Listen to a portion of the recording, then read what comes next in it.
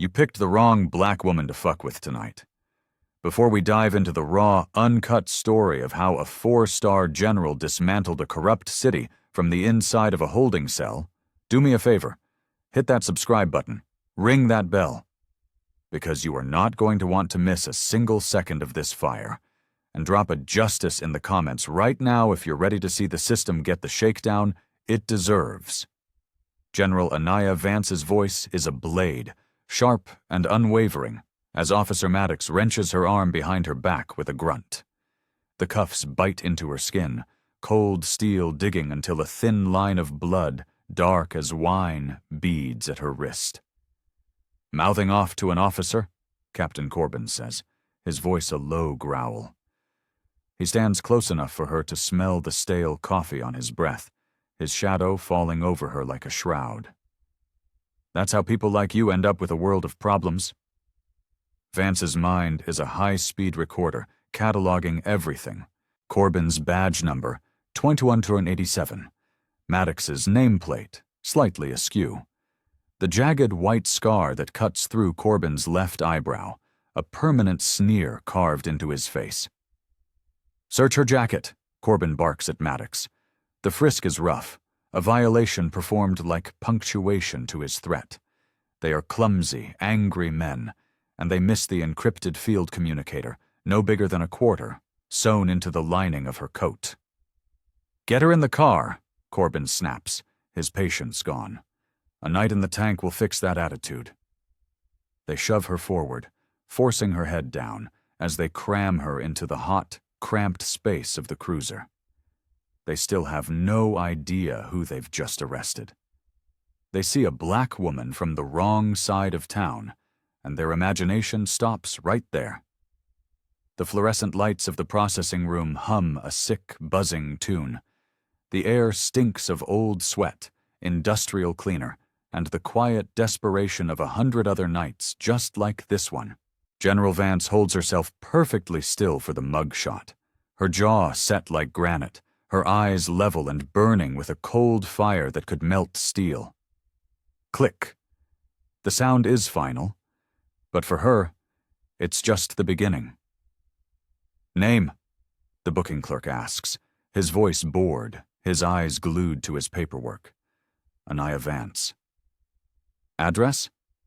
She gives her address on Sycamore Drive, the one in Cypress Creek.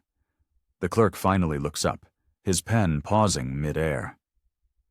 That's Cypress Creek, he says, his tone shifting from boredom to suspicion.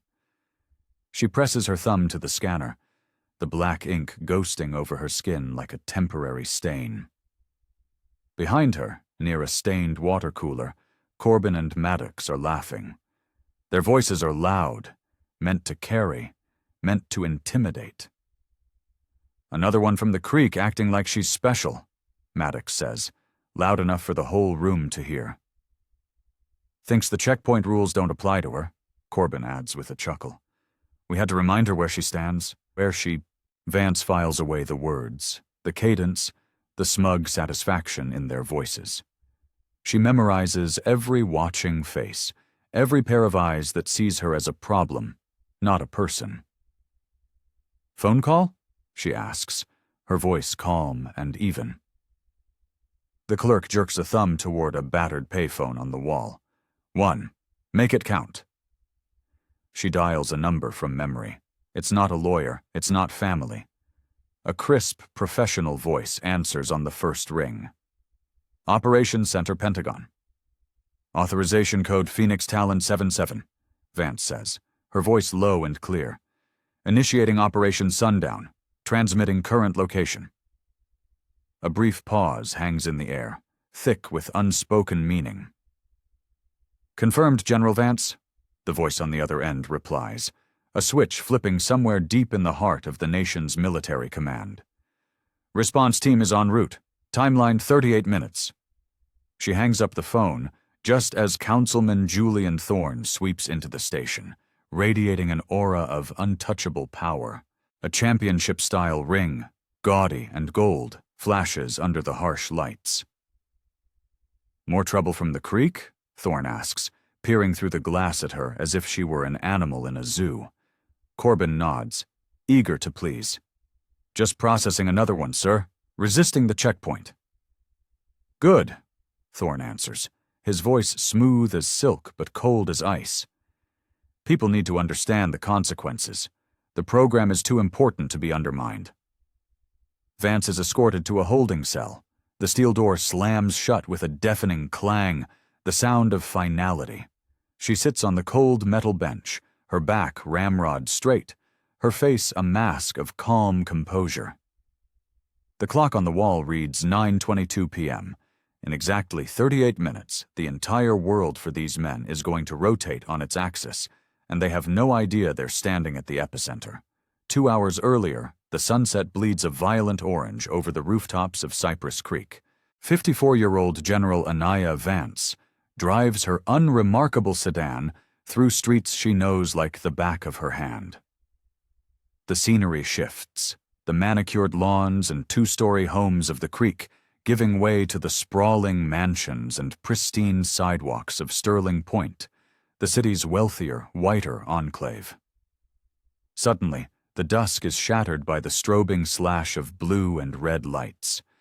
Patrol cars form a chokehold on the road. A checkpoint. A shiver of something cold and familiar runs down her spine. This is it. She slows, her window already lowering. She's done nothing wrong. This should be routine. But she knows, and the Pentagon knows, that routine is a luxury not afforded to everyone in this city.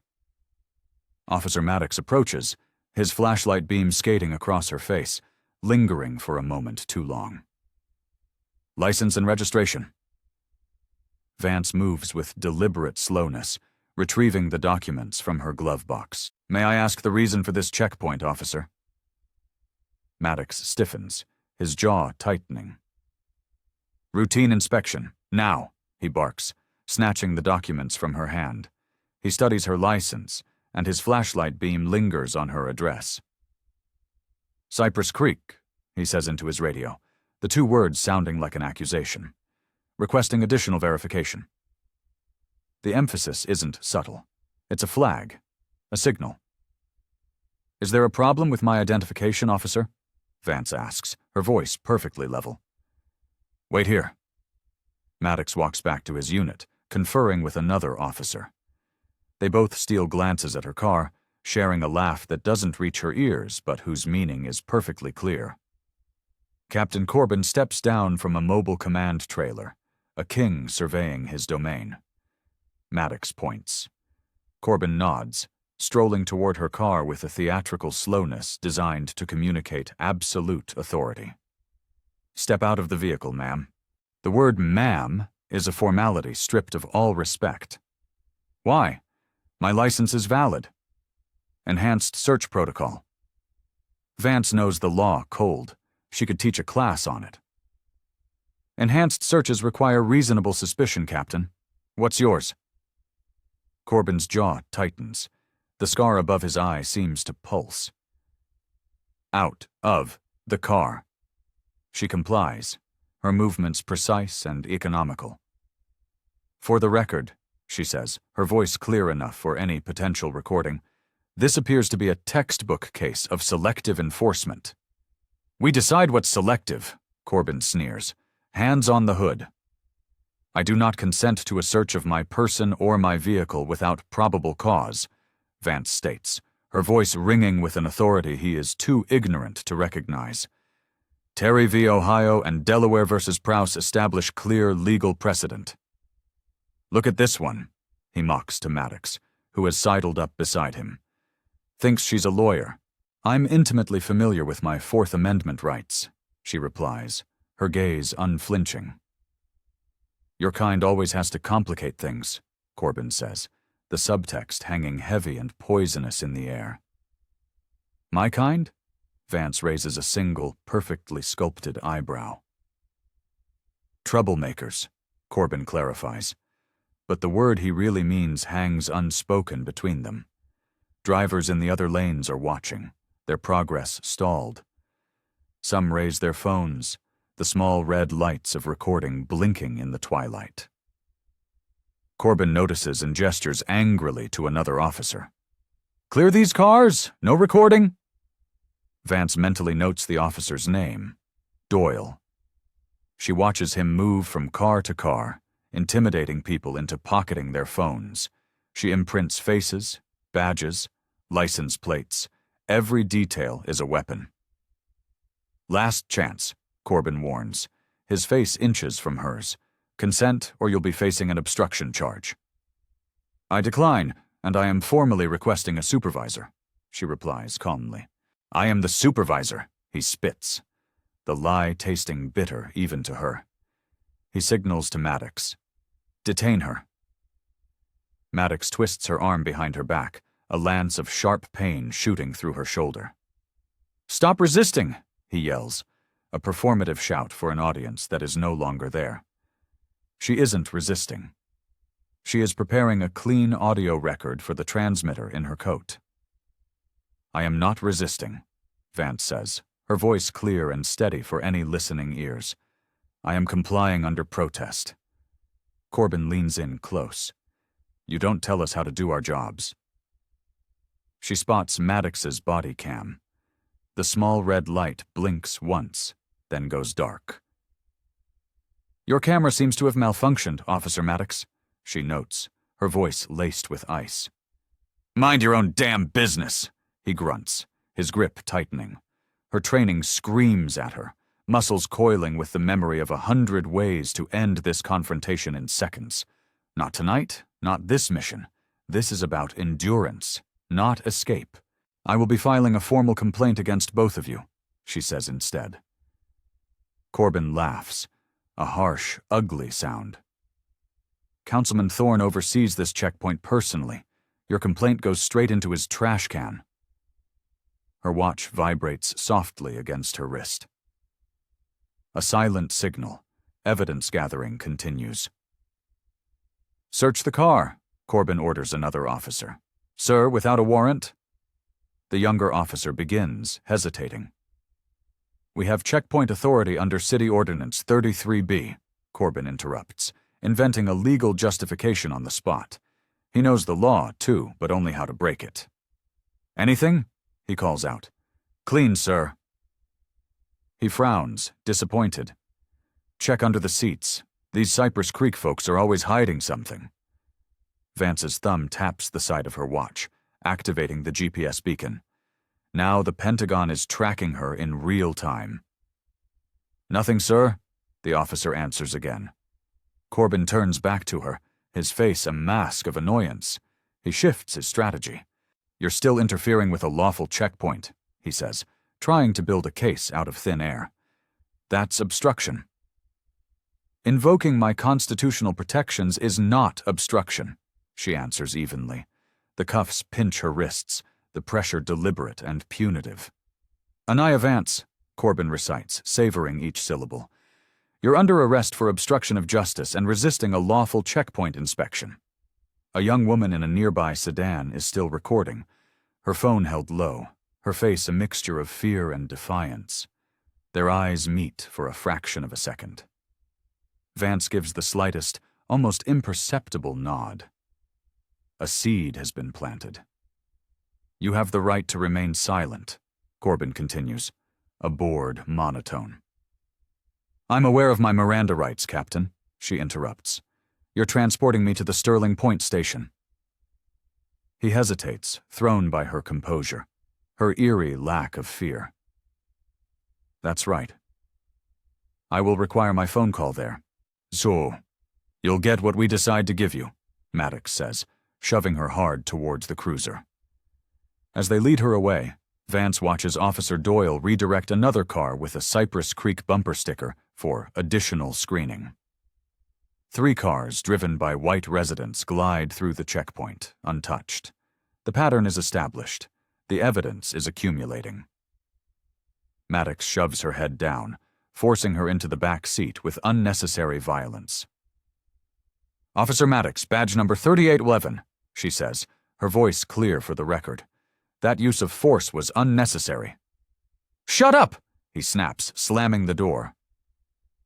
Through the window, Vance sees Corbin laughing with another officer, gesturing back toward Cypress Creek as if it were the punchline to a dirty joke. The cruiser pulls away. Vance sits quietly in the darkness, rehearsing the protocol she activated just minutes ago. Everything, down to the last second, is proceeding exactly on schedule. The interrogation room smells like stale coffee and regret. A single naked bulb overhead throws harsh shadows across a table bolted to the floor. Vance sits in an unforgiving plastic chair, her back straight, the cuffs still cinched tight enough to numb her hands. 2 hours tick by, each second a deliberate beat in a symphony of intimidation. The door finally opens. Corbin enters, carrying a thin file and her confiscated belongings, which he drops on the table with a theatrical thud.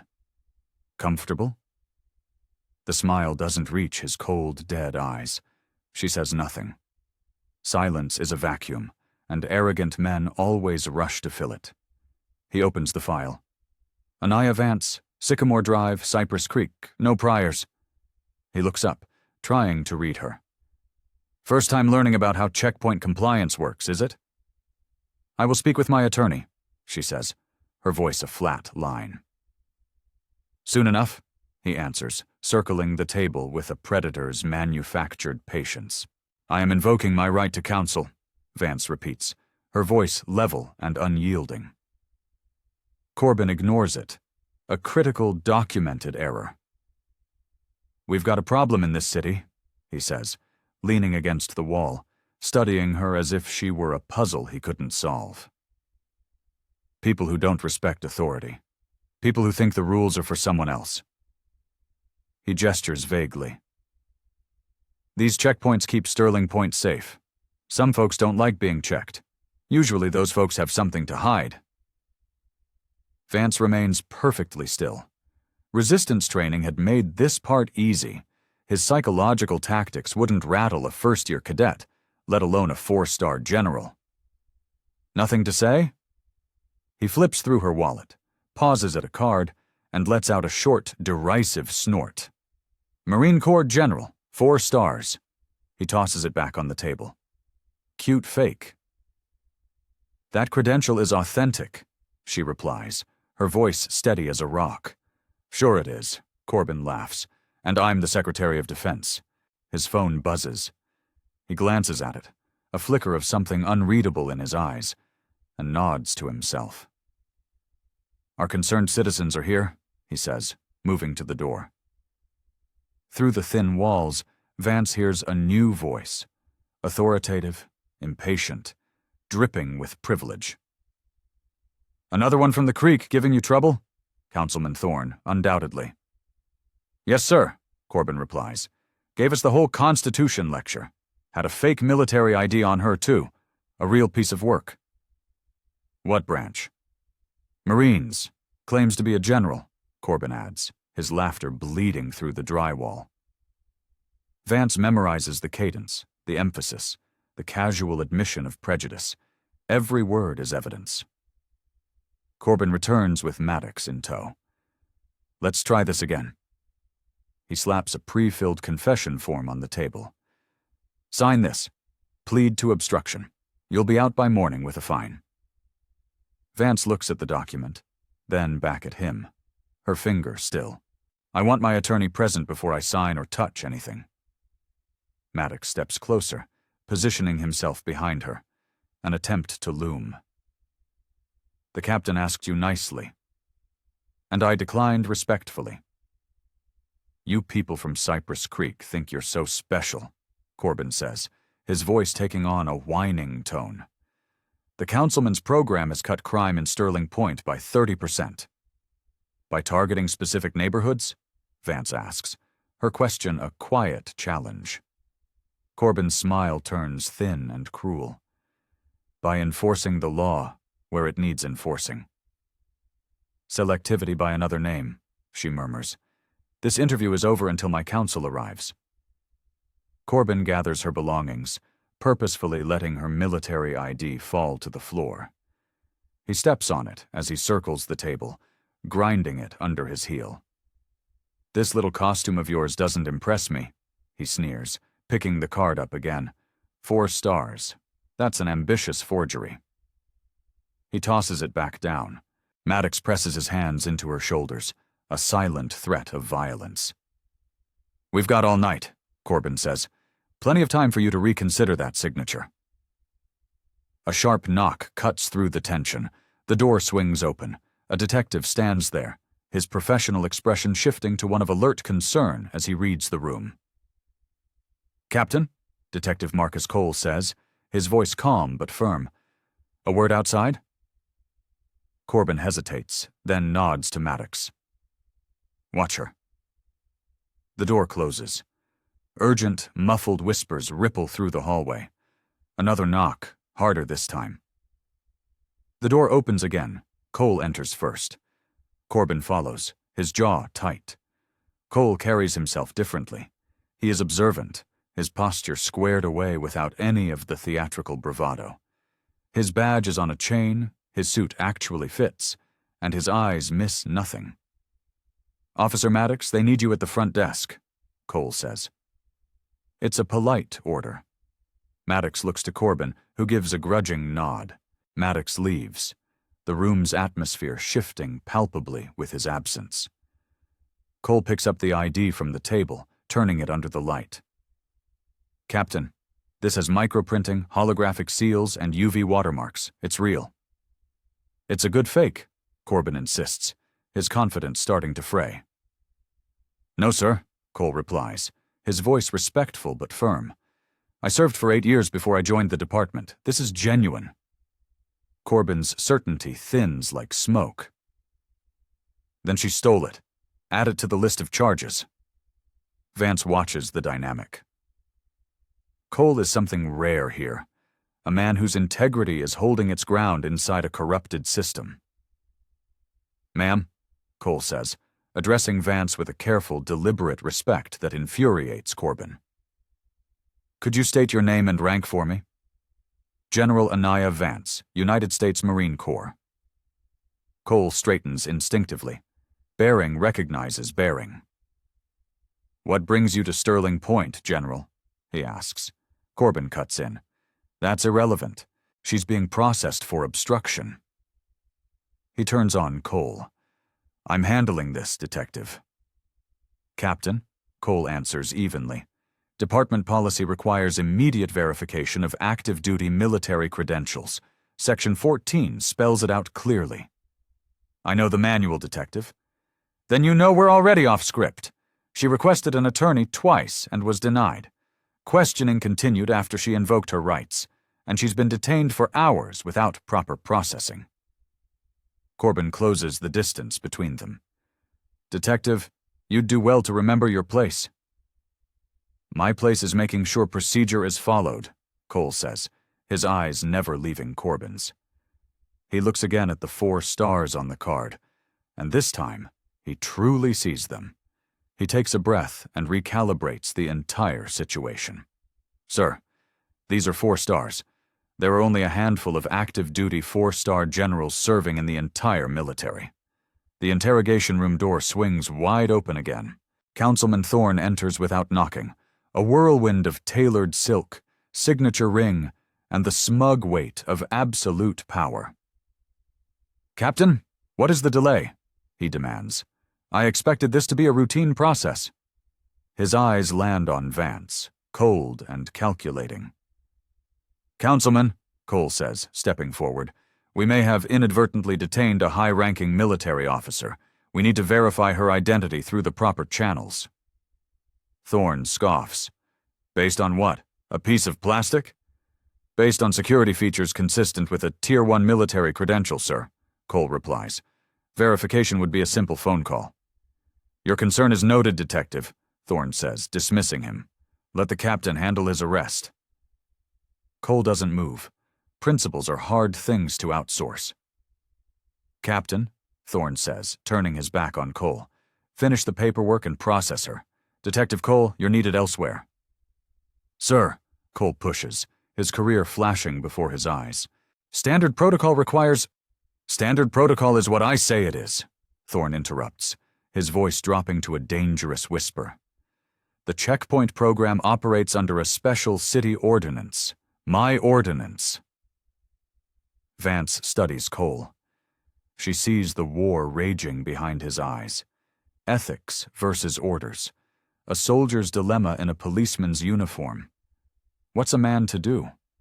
What would you do? Drop a comment below and let me know. Because this is the moment where heroes are made, or good men are broken. Councilman, Cole says carefully, may I at least verify her identity through military channels? One phone call, that's all I'm asking. Thorne studies him like a puzzle with missing pieces. You're new here, aren't you, Cole? Transferred 6 months ago, sir. Then learn how we maintain order in this city. By violating constitutional rights? Cole asks, the question hanging in the air like a live grenade. Thorne's smile cools to absolute zero. By maintaining order. Don't overcomplicate your assignment, detective. The phone on the wall rings, its shrill cry cutting through the tension. All 3 men look at it. Corbin answers. Captain Corbin. He listens, his face slowly losing all its color. What kind of call? From where? His face pales to a pasty white. He hangs up the phone. Well? Thorne demands. The front desk is getting calls about a General Vance, Corbin says slowly, the words tasting like ash in his mouth. From who? The Pentagon. The room goes utterly still. Probably her friends playing a prank, Thorne says, but his voice lacks conviction. Corbin swallows hard. They knew her name, her rank. They asked why she was being detained at this specific location. Calculation replaces bravado on Thorne's face. Cole sees it too, the exact moment when Corbin's certainty shatters like cheap glass. Sir, Cole says quietly, do you realize who we might have arrested? Thorne silences him with a sharp gesture. Captain, verify this properly, now. Corbin practically bolts from the room. Thorne turns to Vance, his politician's mask back in place, his tone shifting to something oily and smooth. If you are in fact military, he says, then surely you understand the importance of security checkpoints. I understand constitutional rights, Vance answers, her voice like a chip of ice. And I understand selective enforcement when I see it. Thorne's practiced smile returns. Surely we can clear this little misunderstanding up amicably. Vance doesn't bother to reply. The wall phone rings again, insistent and unforgiving. Corbin returns, looking rattled. That was Colonel Jennings with the military police. They've confirmed her identity. She's General Anaya Vance. Excellent, Thorne recovers instantly. Then release the general with our sincerest apologies for the misunderstanding. Corbin swallows. There's more. They're sending representatives. Here, Thorne's veneer of control finally slips. What representatives? A military investigative unit, Corbin says, his voice barely a whisper. They specifically mentioned your checkpoint program by name, sir. Thorne looks at Vance, and the full, horrifying realization finally dawns on him. Tonight wasn't an accident. It wasn't a random stop. It was a summons. It was gravity, showing up to collect a debt. Vance meets his stare, and she says nothing at all. Nothing else needed to be said. Thorne moves to the door and closes it, as if a thin piece of wood could hold back the storm that was coming. What exactly is happening here? He asks, his voice tight with panic. Vance doesn't answer. Her mission never required a confession from him. Corbin's radio crackles to life. Captain, we have multiple incoming calls. Pentagon, Department of Justice, the Governor's Office. Handle it, Thorne snaps. Sir, Corbin answers, his voice trembling. They are all specifically asking about General Vance. Cole understands before Thorne does. He steps closer to Vance. Would you like the cuffs removed, General? Thorne glares. Detective, stand down! Cole doesn't. She's been verified. He removes the cuffs anyway. This isn't a game, Councilman, Vance says, her voice cutting through the panic. It's an investigation. Into what? Thorne laughs, but the sound is brittle and sharp with worry. Systemic civil rights violations, executed through discriminatory checkpoints, she replies, her voice ringing with the authority of absolute truth. Targeting minority neighborhoods, violating Fourth Amendment protections, establishing quotas by race and district. Thorne's face hardens. Those are absurd allegations. They are documented allegations, Vance answers. Corbin's radio crackles again. Captain, we have 3 black SUVs entering the parking lot. Military personnel disembarking. Thorne pivots to logistics, as if procedures could save him now. Release her, now, he orders Corbin. Blame the officers. Say it was a miscommunication. Corbin hesitates. Maddox was just following your protocol, sir. Cole steps forward, fishing a small key from his pocket and unlocking Vance's cuffs himself. My deepest apologies, General, he says, his voice formal and sincere. Thorne watches, alarm widening his eyes. Detective, he says tightly, prepare the paperwork for her immediate release. Cole nods but doesn't move. Now, Detective? In a moment, Cole replies. He turns to Vance. General, what happens next? Vance rubs the raw, red indentations ringing her wrists. Next, she says, her eyes locking on Thorne. Justice happens. Thorne laughs thinly. A misunderstanding doesn't require this level of theatrics. 6 months of documented civil rights violations isn't a misunderstanding, she replies. The Pentagon has been monitoring the Sterling Point checkpoint program since the day it was launched. We've been collecting evidence, building a case. She checks her watch. And tonight, that case is complete. Corbin's radio crackles one last time. Captain, they're at the door. Thorne heads for the exit. I need to make some calls. Your calls won't help you, Vance says. This investigation has federal oversight. Thorne's hand freezes on the doorknob. The political mask slips away, revealing the terrified man beneath. Cole moves closer to the table and lowers his voice. He slides a small, nondescript USB drive across the table toward her. Internal Affairs tried to look into the program. Doors kept closing. They buried everything. Evidence of direct obstruction? Vance asks softly. Cole nods. Everything I could gather. Checkpoint locations, arrest demographics, internal messages from the captain, directives from the councilman's office. The hallway outside amplifies the thud of heavy boots on tile. It's time, General, Cole whispers. The interrogation room door opens once more. A Marine in full dress uniform enters, flanked by 2 armed MPs. A silver eagle gleams on his shoulders. Colonel Jennings scans the room, his eyes pausing on Vance. General Vance, he says, offering a crisp, perfect salute. She rises to her feet and returns it. Colonel, she says, thank you for the prompt response. But we must rewind. Because the plan, the real mission, began long before the cuffs ever touched her skin.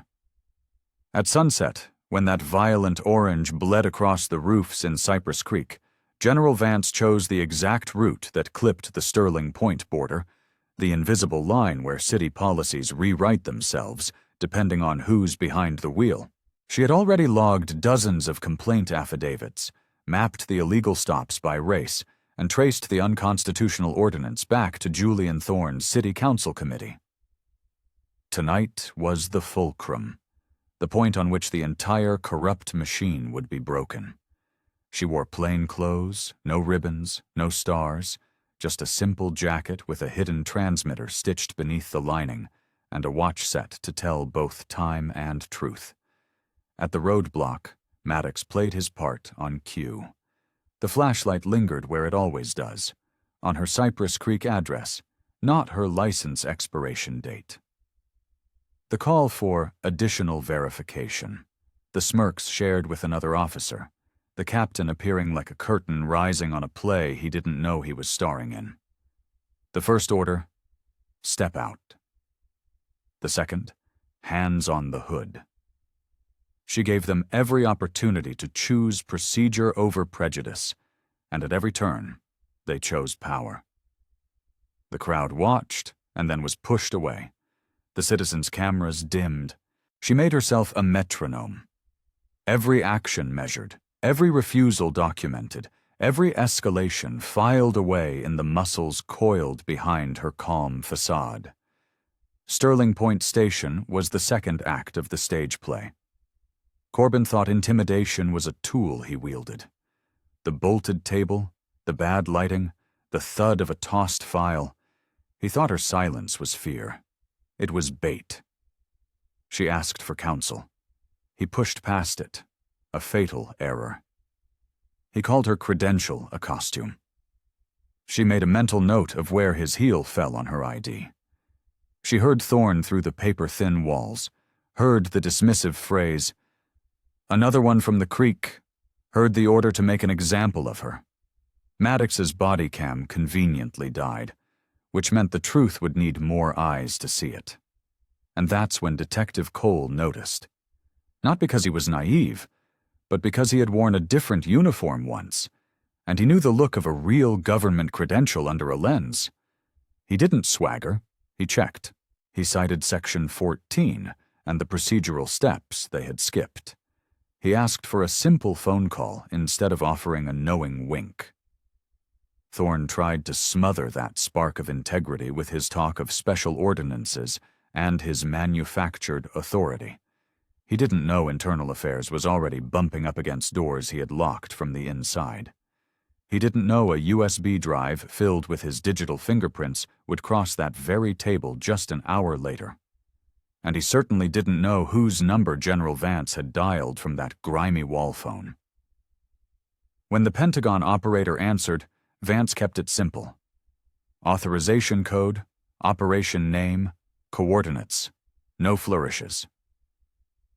Oversight Delta meant the documentation was already stacked high enough to block out the sun. It meant a team of lawyers who slept with one eye open. It meant she wasn't the only set of eyes on Sterling Point tonight. 38 minutes was more than enough time. Enough time for Corbin to overplay his hand, for Thorne to step directly into the trap, for Cole to test where his backbone ended and his badge began. Enough time for the neighbors, still stuck at that checkpoint, to become future witnesses, not just current victims. Back in the interrogation room, Thorne thought a smile could close the file. "We can resolve this amicably," he said, the way powerful men always say it when they smell the expensive perfume of liability. Carter laid out the charges the program had already earned on its own. Discriminatory stops, quota-based sweeps, a city ordinance stretched so far past its constitutional shape, it had snapped. He called them absurd. She called them documented. Corbin's radio kept muttering like a guilty conscience he couldn't shut off. Vehicles parking, phones lighting up, calls from people who could end entire careers with a single sentence. The room began to adjust to a new and unfamiliar gravity. That's when Cole reached into his pocket and used a small brass key to free Vance's wrists. The apology he offered wasn't for politeness. It was because he understood that chains should only leave marks when absolutely necessary. Thorne ordered paperwork, as if paperwork could cauterize a mortal wound. Cole asked what came next. "Justice," Vance said, because she preferred solid nouns over vague metaphors. Thorne tried to belittle the word. She reminded him that 6 months of data wouldn't fit under any rug. 6 months? He asked. She nodded once, and the room fell silent. But the hallway outside kept speaking for her. Doors thudded. Radios crackled. Outside, engines idled in disciplined military lines. Thorne's hand went to the doorknob like a nervous tick. Vance told him that federal oversight meant the knob no longer mattered. That's when Cole slid the USB drive across the table. A humble plastic rectangle, heavy with context. Messages rerouted, reports misplaced, memos rewritten to make inequity sound like efficiency. Administrative obstruction always looks tidy until the sunlight hits it. She asked Cole quietly if internal affairs needed cover. He said yes. Colonel Jennings didn't waste a single breath. Salute, confirmation, movement. He addressed Vance as general because titles matter, especially when cowards pretend they don't. The MPs behind him weren't there to menace, they were there to witness. Vance nodded once. The clock in her mind clicked down to 0. The first phase, consumed by arrogance, was over. The next phase, run by politics, was ending. The final phase, reserved for accountability, was starting now. Thorne stood straighter, smoothing his expensive jacket as if the cloth could become armor. Corbin just stared at the floor. What followed had been practiced in 1,000 briefings and written in 100 handbooks. Verification completed. Custody clarified. A federal inquiry was formally opened, on site. Vance didn't raise her voice. She didn't need to. She asked for the chain of custody on her personal belongings, for a record of every person who touched her ID, for Maddox's official incident report, and for the surveillance timestamps showing the exact moment his body camera blinked out. She listed potential witnesses by their shoes and their jackets, the ones she'd memorized from the nearby cars. Cole took notes like a man building a bridge to a better place. "Councilman Thorne," Vance said, her voice even. "I suspect you'll want your counsel present." He swallowed.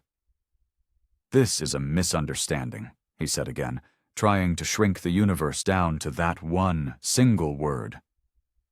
"Misunderstandings don't usually get a call from the Pentagon," Cole replied, not looking up from his notes. Corbin tried to steer the conversation back to calm. "General, if we made some errors—" "Errors are accidents," Vance said, cutting him off. "Choices are patterns." Jennings asked for a private room to begin interviews. An MP collected the station's sign-in log.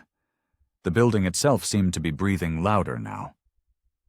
Vance remembered the woman filming at the checkpoint, the furtive angle of her phone, the quick way she tucked it away when Officer Doyle barked at her. "Find her," Vance told Cole. "Video corroboration is essential." Thorne bristled. "We don't need outside footage to resolve this." "We do," Vance said, her eyes boring into him. "Because your officers terminated their own." The MP at the door didn't move, but the shape of the room shifted again. Cole got on the radio, asked for the vehicle plate list from the checkpoint, then for the contact number tied to the plate of the woman's car. "General," Jennings said, "we'll need your full, formal statement." "You'll have it," Vance replied. She recounted the stop in clean, precise lines. The approach, the immediate emphasis on her address, the escalation to an enhanced search, her explicit refusal of consent, the camera light dying, her invocation of counsel, and the continued questioning in violation of her rights.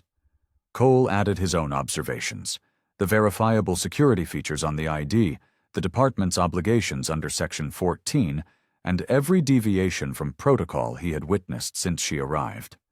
Corbin stayed quiet, counting backward to a series of decisions he could no longer unmake. Outside, tires whispered on wet pavement. The booking clerk peered into the room, his face pale around the mouth. "Sir, the governor's office is holding on line 2. Thorne didn't take the call immediately, which told Vance everything she needed to know. Power never likes to pick up the phone when the caller outranks it.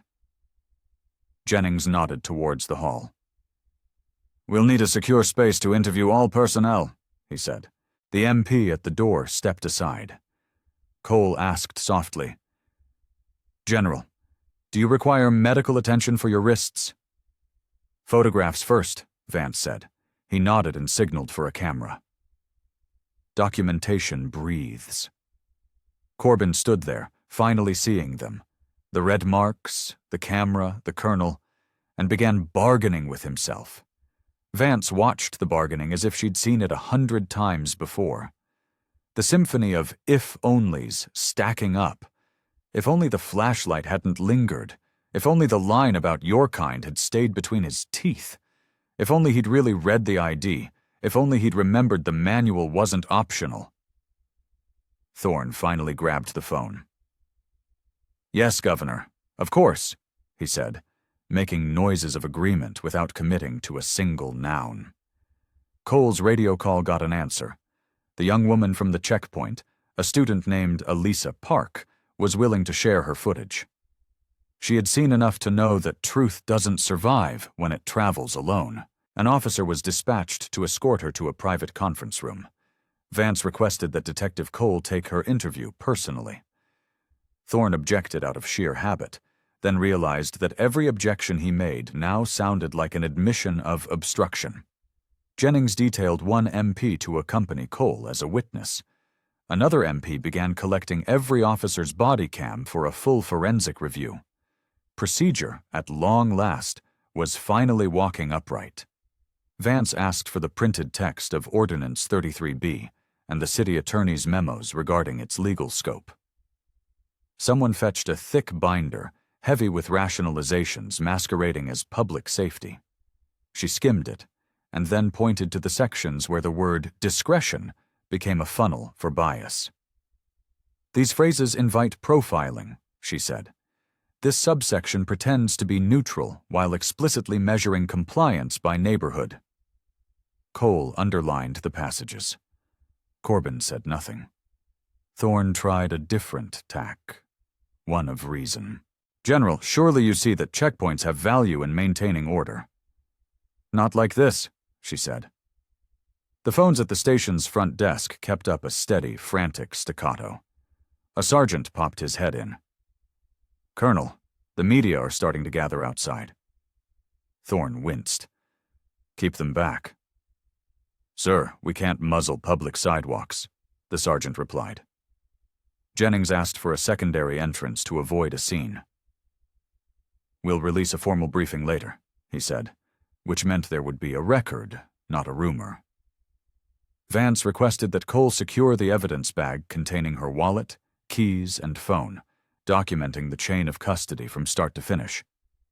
He did. She pressed her palms flat on the cold table and took one deep, steadying breath. Maddox finally appeared in the doorway, flushed and out of breath. He froze when he saw the military uniforms. Officer Maddox, Jennings said, his voice flat. Please step in. Maddox's eyes flitted from Corbin to Thorne, then to Vance, who watched him without blinking. Where is your body camera? Jennings asked. The battery died, Maddox said far too quickly. At what time exactly? Silence reached out and touched Maddox's throat. I don't recall. We'll pull the device logs, Cole said from the corner. Maddox stared at the floor. General Vance alleges you used unnecessary force during transport, Jennings added. Maddox swallowed audibly. We'll be examining the transport vehicle's internal video as well, Jennings said. Corbin tried to deflect. Colonel, with all due respect, our department is already stretched thin. Then you should welcome any opportunity for clarity, Jennings said, his voice unyielding. Thorne cut in, trying to reassert control. Captain Corbin has my full and complete confidence. That's noted, Jennings replied, his tone as flat as a desert highway. Cole asked Maddox, did Captain Corbin instruct officers to prohibit civilians from recording at the checkpoint? Maddox looked at Thorne before answering, which was an answer in itself. Drivers were instructed to lower their phones for officer safety, he said, reciting a line. So, yes, Vance leaned forward. You understood that public recording of officers in the line of duty is a protected First Amendment activity, correct? Maddox's jaw worked. We needed to maintain control of the scene. Control doesn't outrank the Constitution, she said, especially when that control is exercised selectively. Thorne's temper finally flashed. General, you're not here to lecture my police department. I'm here because your department illegally detained me after I invoked my right to counsel, Vance said, her voice dropping, each word a hammer blow. You'd be surprised how many lectures stop writing themselves once that sentence exists in a federal report. Cole requested the checkpoint's stop and search data, broken down by a neighborhood. A clerk hurried off. A tech brought back a tablet within minutes. The numbers did what numbers always do. They spoke the unvarnished truth. Cypress Creek residents were stopped, searched, and detained at rates that made a mockery of the word neutrality. Sterling Point drivers glided through. This alone doesn't prove intent, Thorne said, grasping at straws. It proves effect, Vance answered. And intent has a funny way of introducing itself once it realizes effect isn't leaving the room. Corbin rubbed his temples. Cole asked for the names of all supervising officers present at the checkpoint, including Doyle. A dispatcher reported that Doyle was still at the scene, closing it down. Have him return to the station immediately, Jennings said. Elisa Park's footage arrived via a secure email link. Cole mirrored it to a large monitor on the wall. The audio was muffled by wind and fear, but the images were perfectly, damningly clear. You could see Corbin gesturing to clear the line of cars the moment phones appeared. You could see Doyle approach vehicles with his hand held out, a palm-sized stop sign for cameras. You could hear Maddox's voice yelling, "Stop resisting," while Vance's body remained perfectly still, her shoulders yanked up by someone else's hands. "This looks bad," Corbin said, his voice hoarse. "It looks accurate," Cole replied. "Accuracy is the point." The governor's office called again, this time asking for names, badge numbers, and percentages. Thorne stalled, then realized stalling was a currency that had just expired. "We are cooperating fully," he said into the receiver, his voice strained. As Jennings drafted a written notice of federal investigation, Vance signed her formal statement. Cole added a notation that she had requested counsel at 7:41 p.m. and again at 8:03 p.m. And that both requests were ignored. Maddox signed a chain of custody form with a hand that shook so badly he could barely write his own name. Corbin stared at his own reflection in the one-way glass of the interrogation room, trying to recognize the man looking back. "Councilman," Jennings said, "you will need to remain available for a formal interview under oath. We will coordinate with the U.S. Attorney's Office." Thorne nodded stiffly. "Anything else?"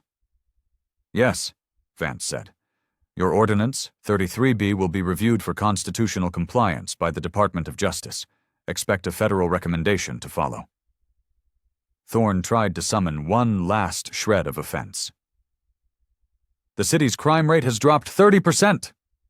"Cite your sources," Vance said, "preferably sources not authored by your own office." Cole slid a form across the table, acknowledging receipt of the federal notice.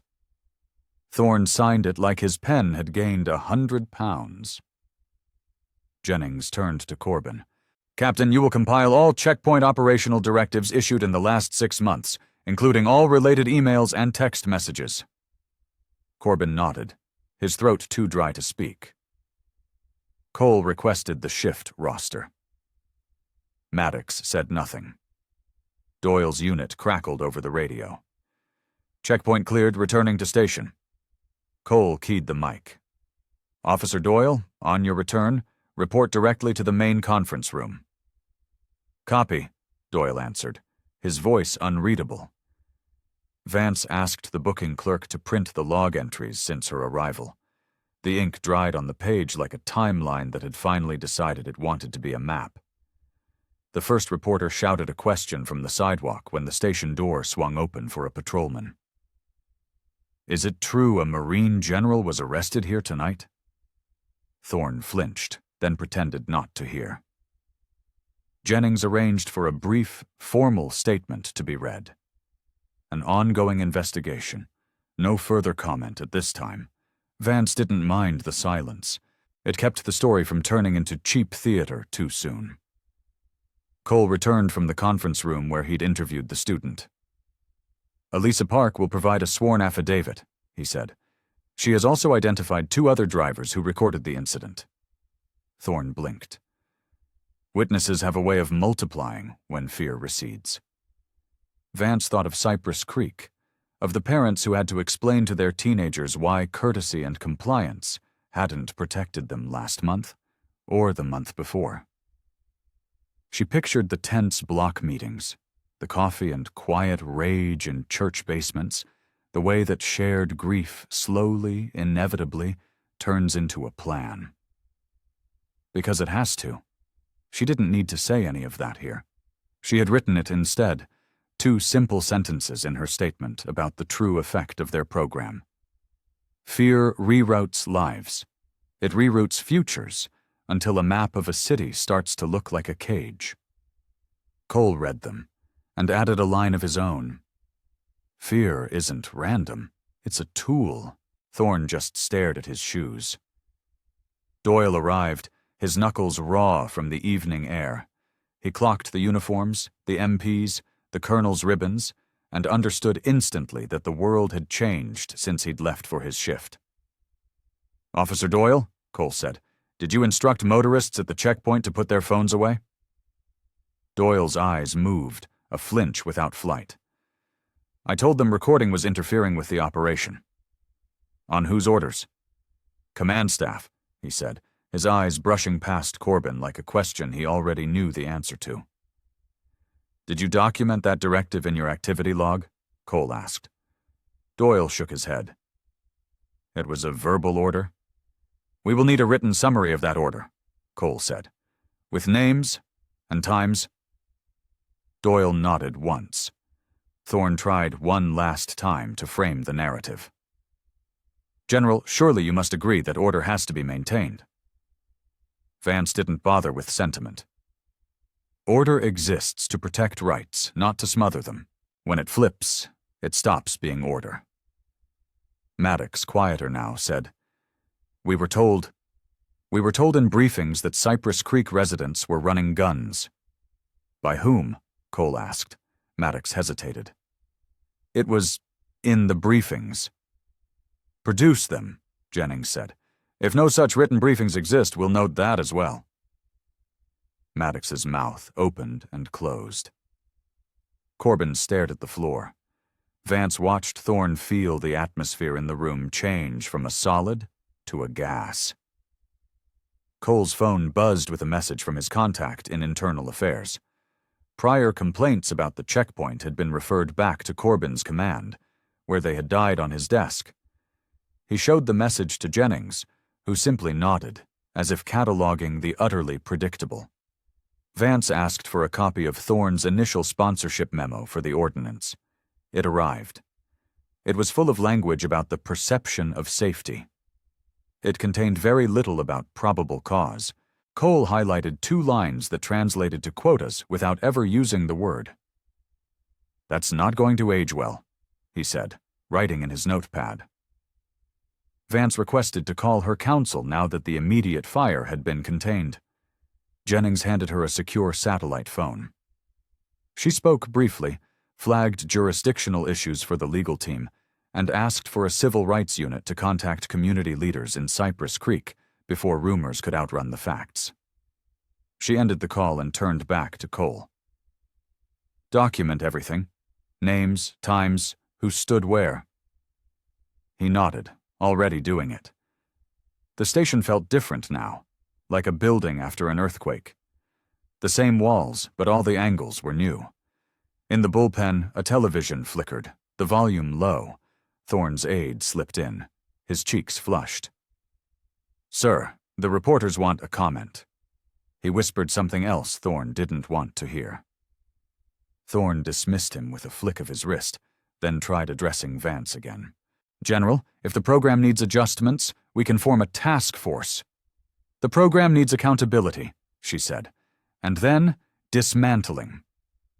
Corbin looked up, startled by the word. Cole kept writing.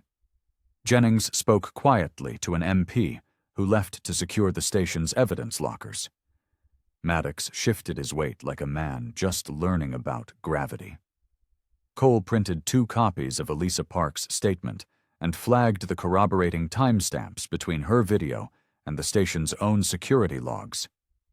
Synchronization matters, he said, mostly to himself.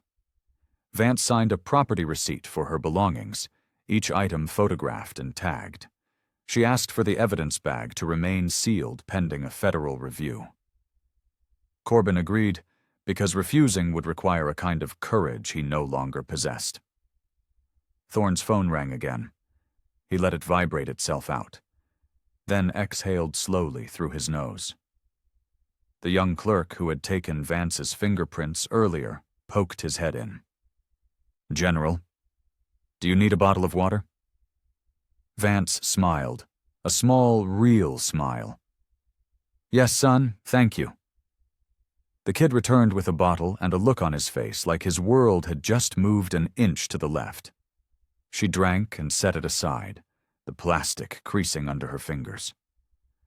Cole finished his notes and closed his pen with a click that sounded like intention. "General," he said, "Internal Affairs will want your formal interview tomorrow morning." "I'll be here," she said. Thorne watched the door. Jennings checked his watch. "We will begin formal advisements now." An MP read Miranda rights to Corbin, to Maddox, to Doyle, and to the booking clerk, because true process doesn't discriminate when it's finally allowed to work. Vance stood, feeling the circulation return in a wave of warm needles to the wrists where the cuffs had been. She remembered the moment at the roadside when she could have fought back and chose not to, because strategy wins longer than strength. She looked through the glass. Beyond the lobby, cameras flashed. Umbrellas bobbed in a light rain that had just begun to fall. Cole's phone buzzed again. "2 more drivers just emailed their footage," he said, a note of wonder in his voice. "Both of them show white motorists being waved through the checkpoint without being stopped." "Save and duplicate," Jennings said. "Maintain the chain of custody." Vance glanced at Thorne. "Councilman, those are the people you serve." He lifted his chin. "I serve the whole city." "Then you'll be relieved to learn that means them, too." The room didn't need volume to feel loud anymore. It had momentum. Vance picked up her statement packet and added one last sentence at the end. "Justice isn't loud. It is thorough. And if this story has gripped you, stay with it. Because this is where the real work begins. Support work that replaces fear with fairness. Subscribe to voices that don't just narrate the outrage, but report on the solutions. Whether you're commuting, working out, or just letting the dishes soak, choose content that adds some spine to your day. Follow, share, and turn on those alerts, because you're going to want to be there when the next chapter drops. Cases get cracked open, rights get restored, and systems get tuned toward dignity. This is Black Culture Story, where we bring justice narratives to life, voice only and focused, so you can keep listening while you keep moving. Your attention funds the stories that matter, and the people who have the guts to tell them. This is where accountability gets a microphone, and due process keeps the beat. If General Vance's fight found a place in you, pass it along. Because somewhere, someone needs the blueprint. Somewhere, a camera is staying on. Somewhere, a checkpoint is coming down. And somewhere, a kid is pedaling through a quiet morning without glancing toward a cone or a badge. Just a road. Open, like it always should have been.